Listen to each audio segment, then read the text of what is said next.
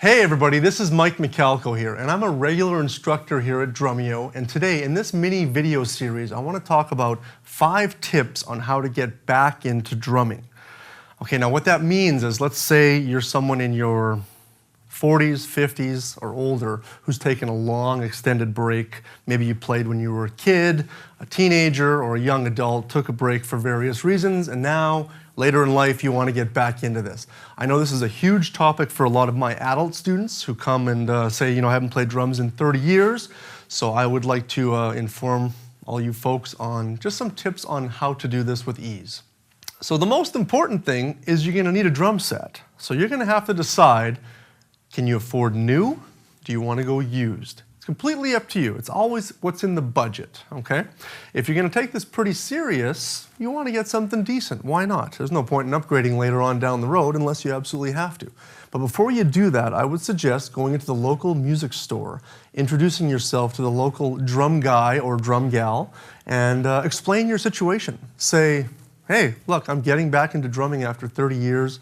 I don't know what's available. I haven't been in touch with drumming. I'm assuming the 1965 Ludwig Speed King pedal isn't available anymore. What's the equivalent? I want to get back into it. I'm serious. Help me out. Here's my budget.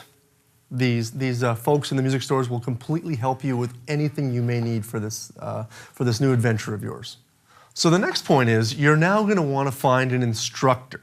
Okay, so if you can find a one-on-one instructor local to where you live, that's fantastic. Or a Skype teacher. Maybe there's someone that you have been following online that does Skype lessons. That's a fantastic way. Now, if you don't have time to commit to a one-on-one lesson weekly with a teacher, an online drum forum community like Drumeo is perfect, because now you can learn at your own pace. Okay, and the beauty of having an instructor or an online community is you're always going to have that support underneath you, whether it be the teacher supporting you or the Drumeo community supporting you. We need that when we get back into something new, because otherwise you kind of feel like you're sort of lost in the desert sometimes, like, am I doing this right? I mean, I have questions. So very, very important to find somewhere or someone to study with. The next point is prioritize your time to practice. This is such a crutch for so many drummers of all ages, especially the ones who are getting back into it after so many years, because they have a schedule.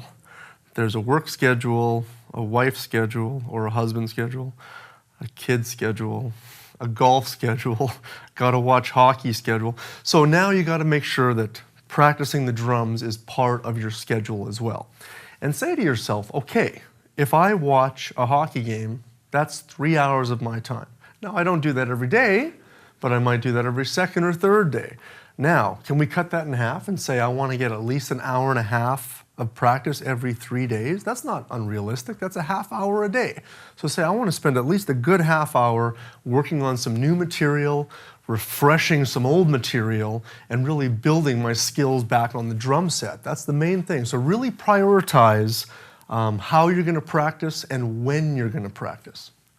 Now, the next point is really, really important, especially once you start to gather your skills and get them a little bit refined. So maybe after a few lessons, it's now time to sit in at a jam session or join a community band, a church band, any kind of thing like that that now puts you in the driver's seat of the drum set that's going to be driving a band. This is the most important thing. And I find that a lot of adults who want to get back into drumming, this is the goal. A lot of my younger students, they're like, yeah, no, I don't care about bands, whatever, if it happens, it happens.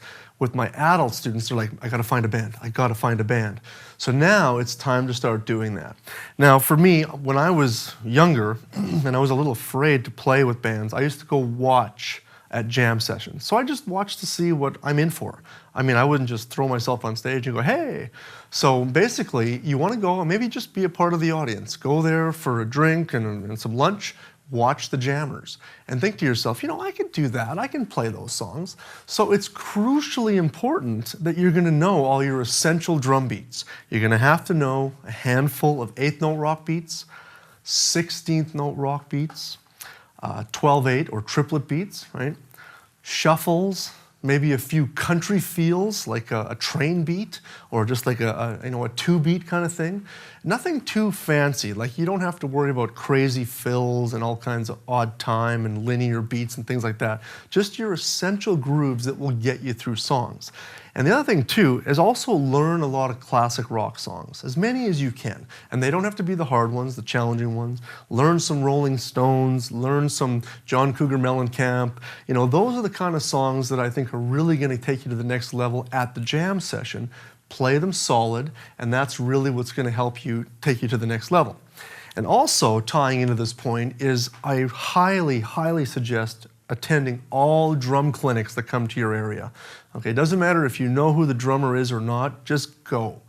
Usually they're free, sometimes $5, sometimes it's a festival that might cost you $40. Who cares? Go. Because the inspiration is there and you're going to learn something and you're going to get tips from the pros.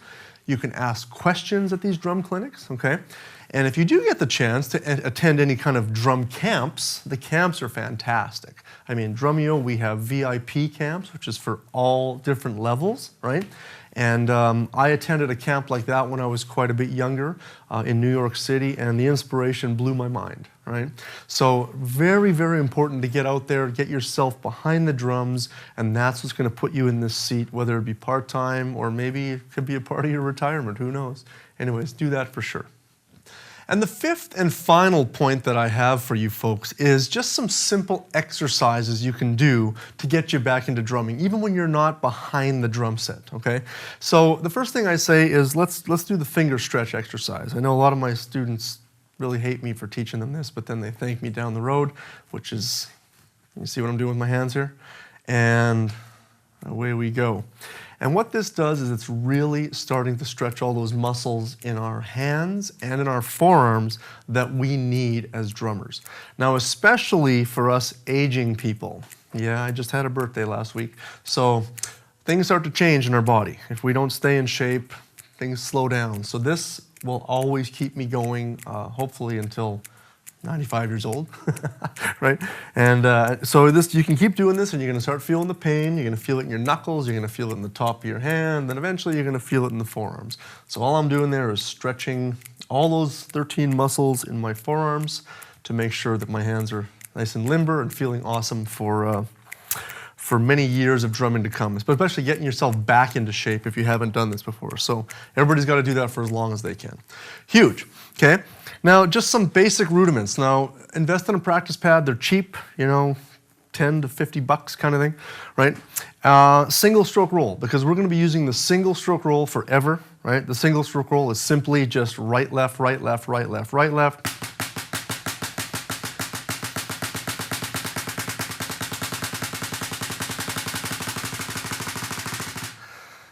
And the reason for the single stroke roll is it's easy, but we use it all the time. If you're gonna play two-handed 16th note beats, say songs like Smoke in the Water, you're gonna be playing that.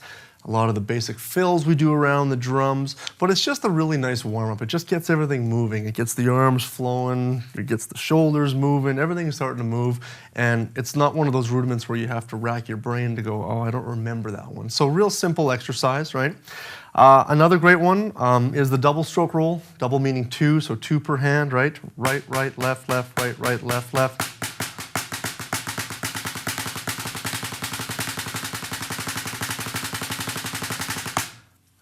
Make sure you get your instructor to teach you how to rebound and also to play with no rebound. This way, you know, when you start doing rolls on floor toms where there's no rebound, you might have to play wrist strokes each time, right?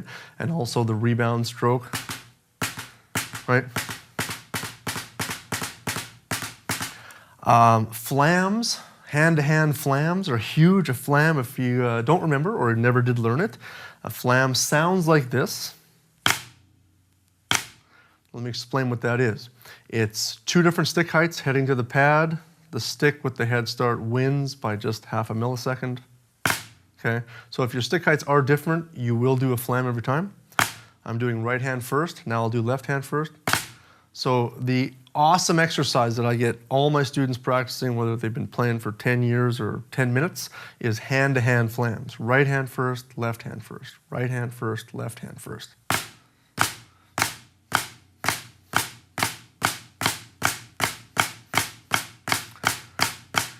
And by playing hand-to-hand flams, you really learn about control of stick heights. It's so crucial, okay? And then maybe one more I'll give you to practice is the paradiddle. Simply practicing a rudiment that goes right, left, right, turning it around and going left, left, okay? Or you could say paradiddle, diddle's two in the same hand, left, left, or paradiddle, paradiddle, paradiddle. The reason for this one, it's more of a mind exercise because now we have to think about that pattern. Like I said, with single stroke roll, you're just flowing. Double stroke roll, it's a back and forth thing. Hand-to-hand flam is a lot of control, so you're learning to control the sticks, and then the paradiddle is a bit of a brain exercise, brain teaser for drummers. So definitely practice those kind of exercises. Take all those tips that I mentioned, and you'll definitely be on your way to becoming the drummer you want to be later in life. Have fun.